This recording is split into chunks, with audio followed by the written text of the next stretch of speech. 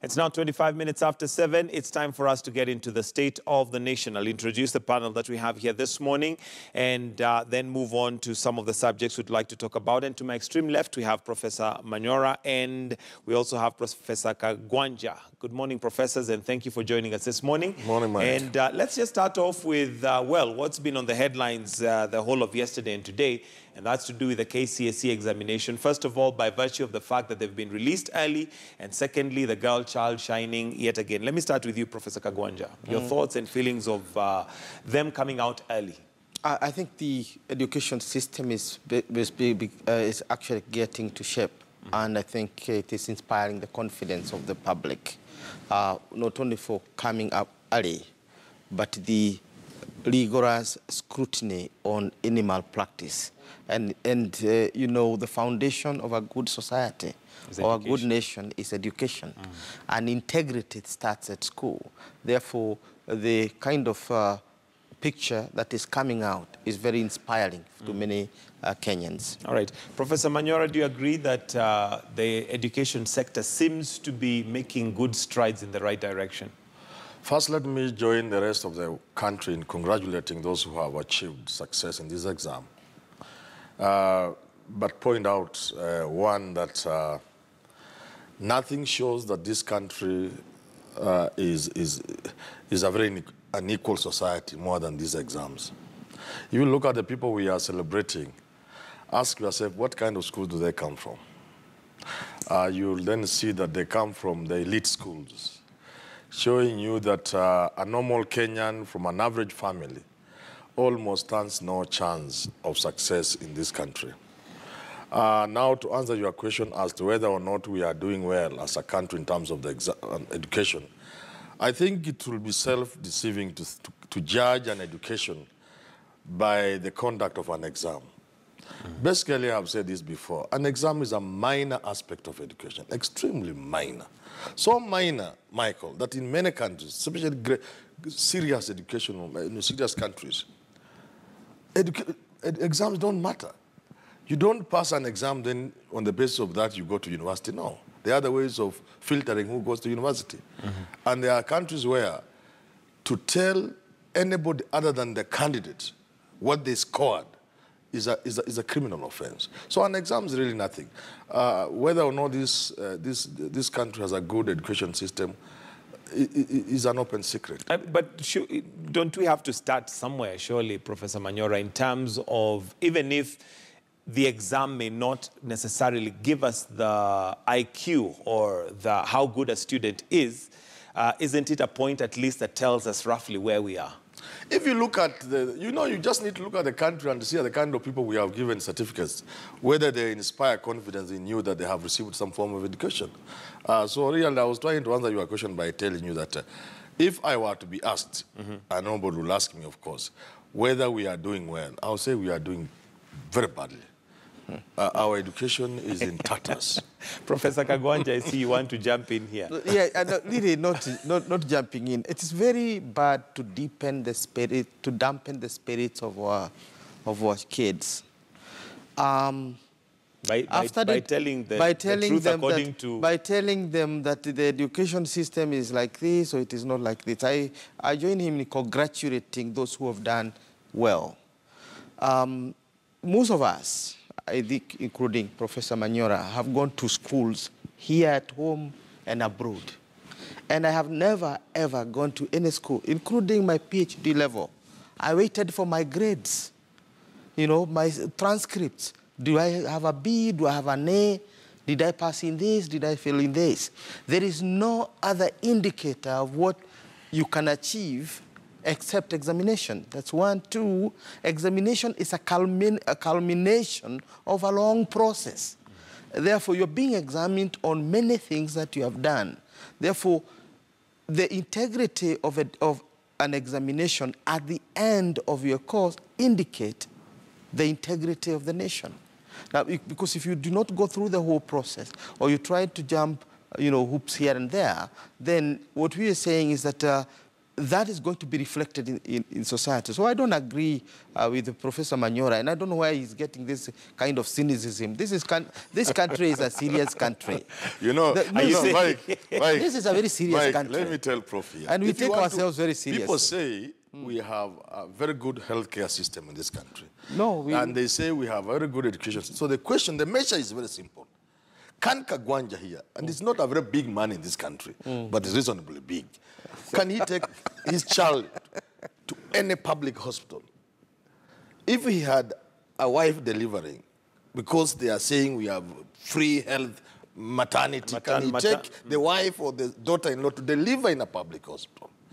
Can any of these people who are celebrating this success, Matiang'i included, take their children to a public school? The answer is no. That then tells you. And remember, Mike, there was a time when there was a scramble for public schools in this country. All the rich people, all the cabinet ministers, and all these leaders wanted their children in good public schools. They have destroyed that. And they all take their children to schools outside this country. They all go for health care outside this country. Okay. So they cannot claim we have a good education system if they cannot consume it. On that, I think one can say we have a differentiated education system in this country. The idea that Minister Matiang'i and his colleagues are trying to do is to uplift the standard of public education, which is now free up to secondary school. Look at me here. I went to Kianjiroini Primary School. I don't know whether there's any Kenyan who have heard about that school. Kianjiroini Primary School, somewhere deep, you know, in Central. I went to Kirogo Secondary School, public school. I went to Kangaru High School. I went to Kenyatta University, another public school, right? So why would you want to dampen the spirits of Kenyans that they cannot achieve that? You know, if you can get somebody through the pipeline to the end, and you can serve this country at different categories. I mean, members of my families, members of my friends and colleagues with whom we work, pass through the education system here in this country. All right. I don't know anything else other than... Professor Manyora, since you seem to have a very reserved opinion of our education system, maybe you could point out what is wrong with the system. Let me tell you this. You know me, I'm a plain, simple speaking person. And why I'm saying things are bad is because I'm convinced we can make this country work. We can make things work. And I am convinced with the resources this country has, we can have a good healthcare system, so good that no private hospital can operate. And there are countries where the government offers health services to the point you can't operate, you are private because nobody will come there. I am a believer that that can happen. I also believe we can give Kenyans an education that Kagwanja and I and everybody else, including Matiang'i, will be fighting to have their kids go to the schools of that system. So, look here. There are many things we can do. 99.99% of the schools in this country are so bad in terms of infrastructure, you can't call them schools. I've been chairman of our school when we still had boards of governor, where the only teacher service commission teacher, TSC teacher, was the head and his deputy. The rest were Form 4, because you can't afford to pay graduates, because it's a small school. The school has no land. The school has no physical facility. That's where the majority of schools belong. So when you celebrate top 10, ask yourself, is Pangani, is Alliance, is Loreto, is Moi Girls Eldoret? It's not Luombe where I come from. It is never an ordinary school where an ordinary Kenyan can take their kids. So what I'm saying is, so to answer your question, Nyeri cannot be is as ordinary as it comes. To answer your question, listen, where one of the top. To answer your question, Mike, see the fiscal infrastructure, the money we steal in this country through corruption and wastage is enough to ensure Kenyans have schools that have enough physical facilities. We have a shortage of teachers that is really mind-boggling.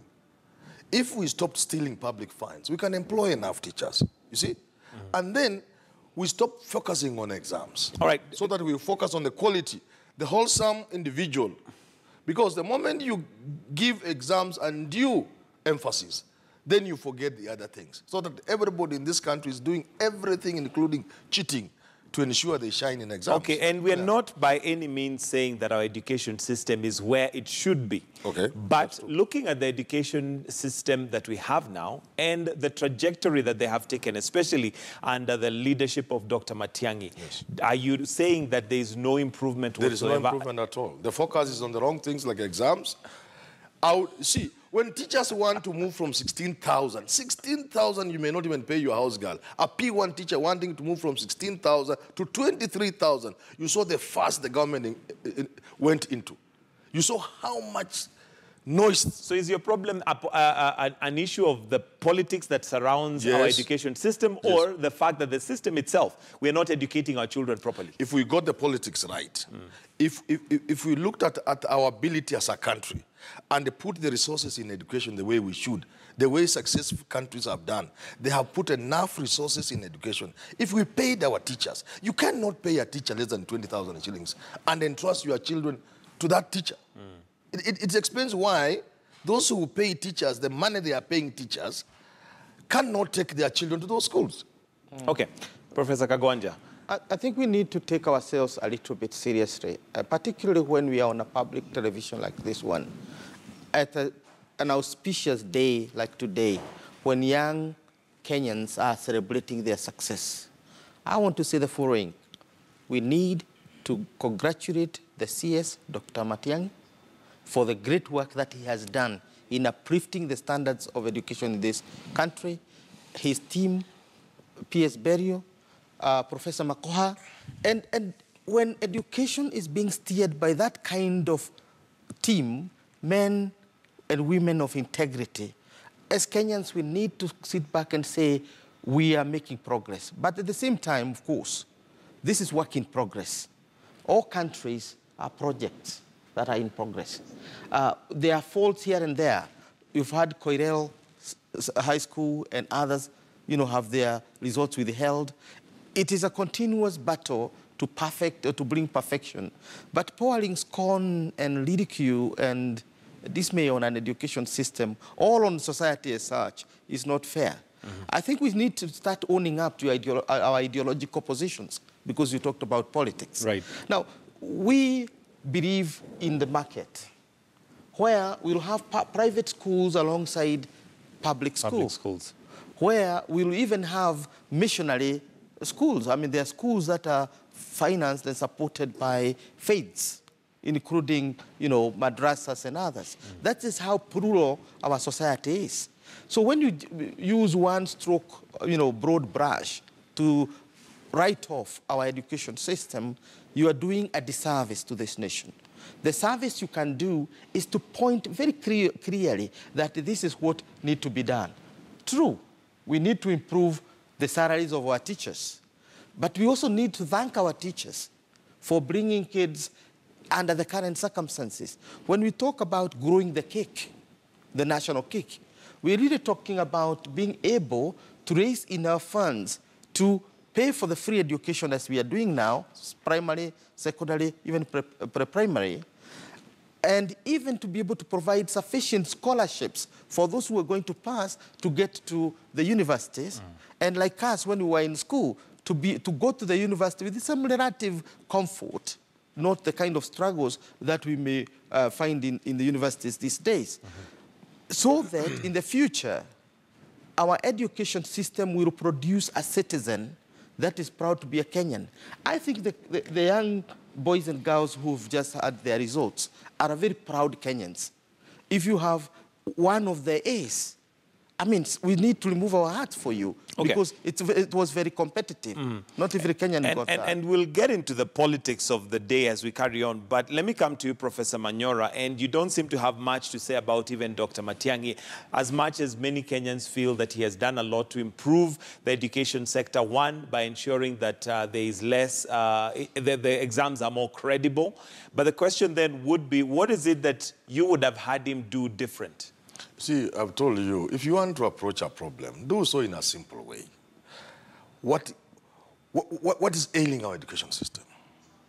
That over 90% of the schools lack physical infrastructure, yet it is not asking for too much to have the government and Kenyans in general ensure that a Kenyan child goes to a school that has a basic minimum in terms of physical facilities.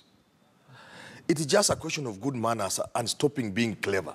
Stop stealing, stop corruption, stop being clever by putting money in places where it is easy to steal, like in dams, that you are doing a dam 60 billion. Because there it is easy to steal, who knows how much a dam would cost. So let's pump this money into education so that we improve education. Let's pay our teachers well. See, then let's discuss about what kind of education do we need for our children. And while we are at it, let not a few people with a few wazungu wakoras sit in some corner and purport to be giving us an education system. The fact is, and I can say it on national television, very few people have an idea of what's going on as we move into the next kind of education system. Very few, especially at the university. I teach at the university, and I can tell you for a fact, I'm among the few people who take interest in public things. And I can tell you that thing, there is no input from there. There is no input. Yes. All right, and Professor Kagwanja. So really, basically what I'm saying, Mike, what we need to do is not that much. Have good manners. Infrastructure. Invest in education. Look here, Mike. We give more money to CDF for MPs to steal than we give for research. I think, Mike, the problem... Why can't we give money to universities for research? The problem we are having Countries that move forward, Mike, just a moment. Countries that move forward, invest in research. How much of our income as a country is given to universities for research, for example? Okay, Prof. Yeah, I think one would expect a more systematic approach to this particular problem. One, the education system is not perfect. It is not the kind you are likely to find in heaven when you get there. It's not perfect. We are still here, and we are struggling to get the best of it. Getting more focused on this debate is to look at education. Don't mix it with what is happening, this and that, whether what is not happening. A focus in education is Dr. Matiang'i and the team found that it was important to put our education system on an even keel in terms of integrity, in terms of respect, in terms of honor, and they've just done that. So you can assess them in terms of the access and be of use to them by pointing singularly that this is what needs to be done. When you talk about infrastructure, this is what is discussed every day.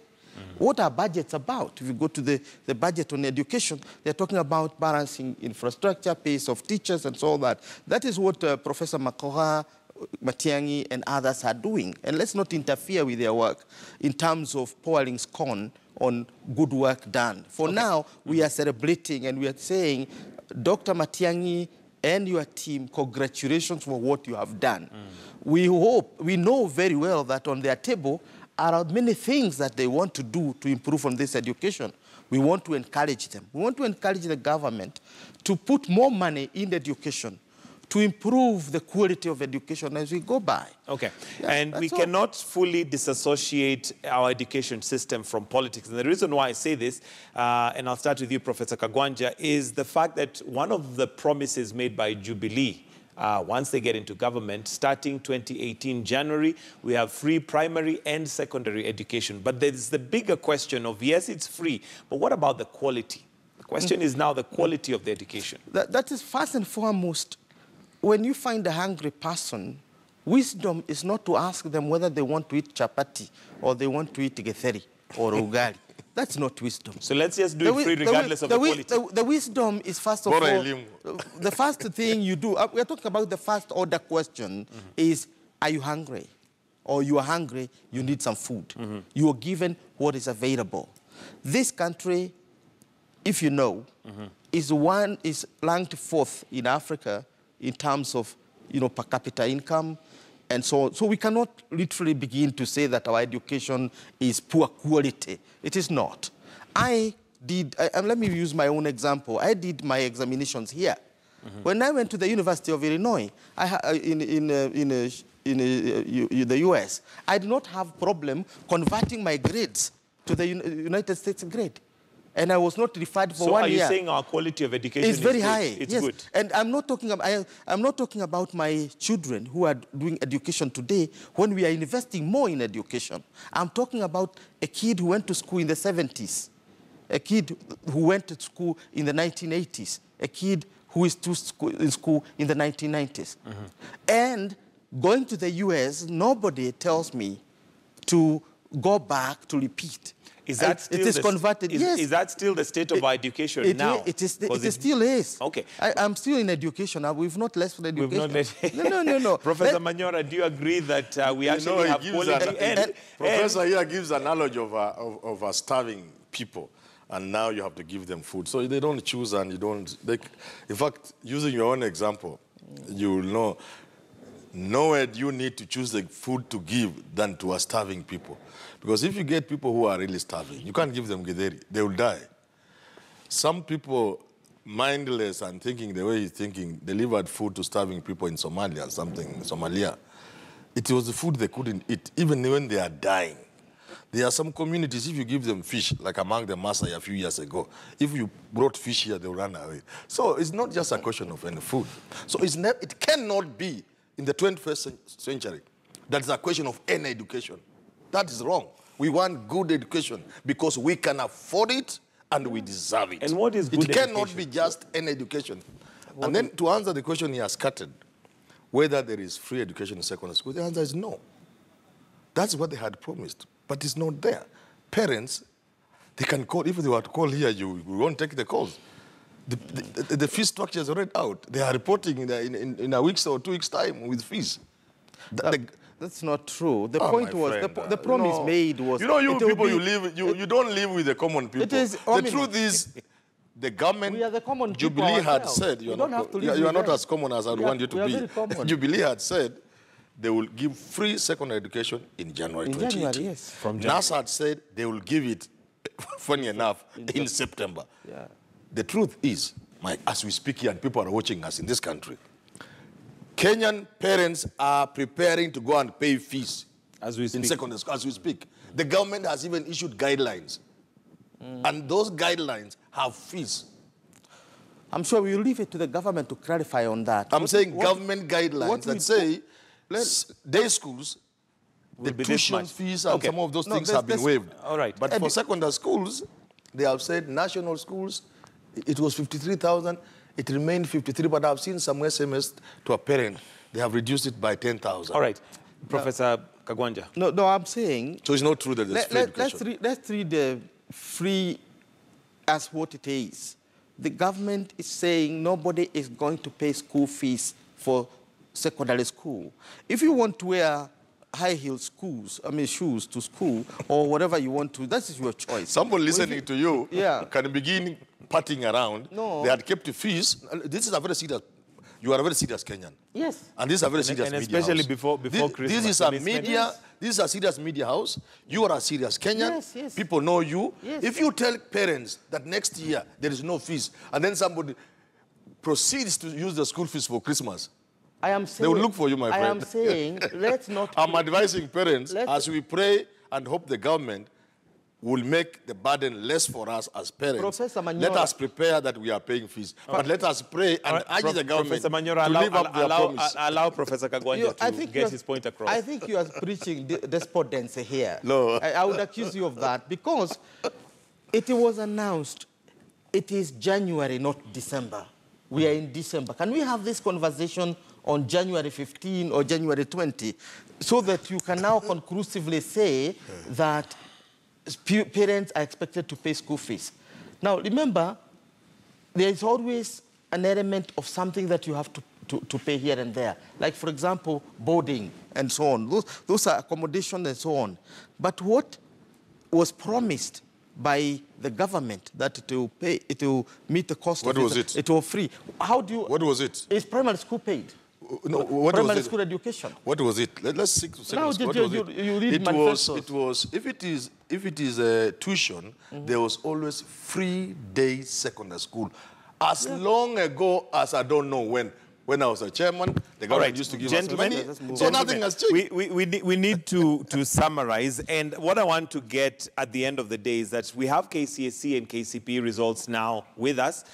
First of all, Professor Kagwanja, there seems to be a change in trend. And I don't know if it's just by chance. The girl child seems to be outdoing the boy child given these results. I don't know your comments on that and whether that is something that we need to pay attention to, or it could just be... Yeah, we need to congratulate, our girl child, again, for moving from the 1970s when we were talking about rescuing the girl child. And therefore, it is a huge success from, Mexico to where we are, Nairobi Women's Decade and so on, to where we are, where we have empowered our girl child. Remember, this country, has men and women. And what we were saying in the past is that there was that problem where the girl child was not performing. Now, what we have is an equal playing field.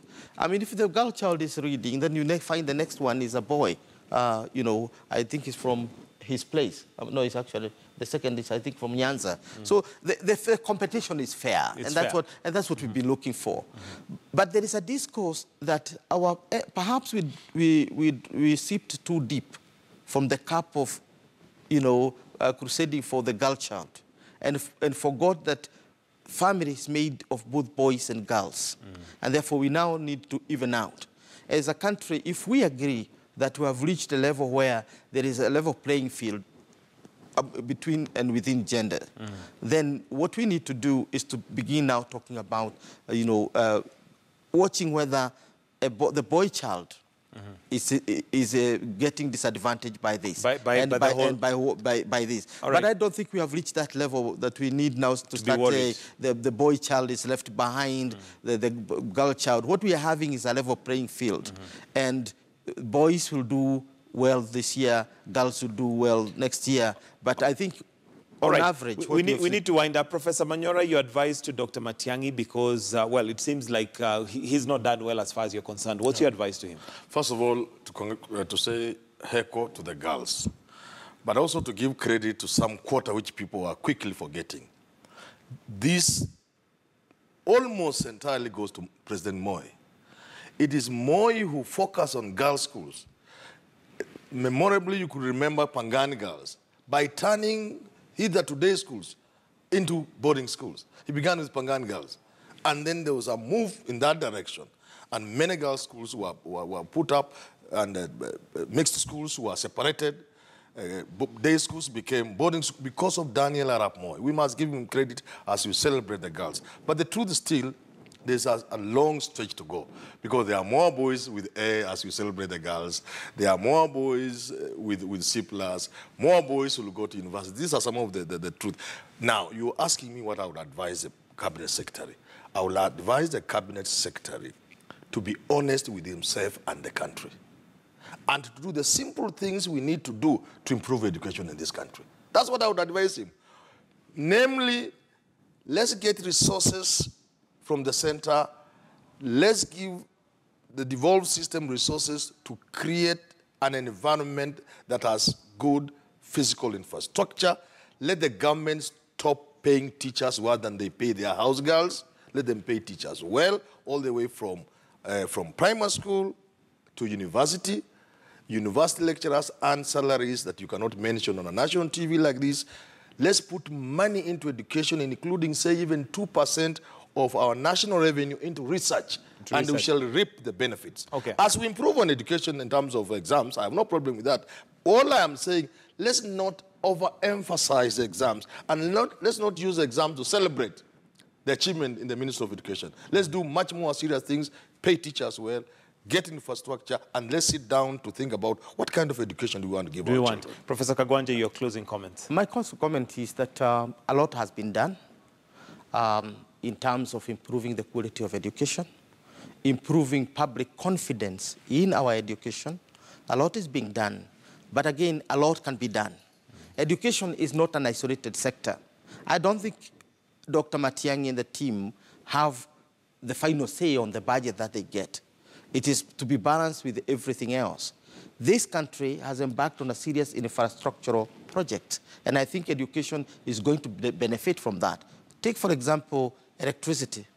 The electrification of our country, rural homes and villages, has also benefited the schools. How many of our schools now have light? Where I went to school, there was no electricity when I was in school. Today, there is electricity in that school. So the road to improvement does not end today. So what we can encourage Dr. Matiang'i is to work harder as he has been working, to put more effort, to remain as focused as he has been, to remain as brave as he has been, to overcome the goons and caucuses and all those people who would have wanted to undermine our education. All right, we say congratulations, Minister, congratulations everybody, but we still have more work to do. A lot of work to do. Thank you very much, Professors Manyora and Kagwanja, for joining us this morning and looking at the state of the nation and also just looking at the education sector, which both of you agree there's a lot of work that needs to be done. It's now 5.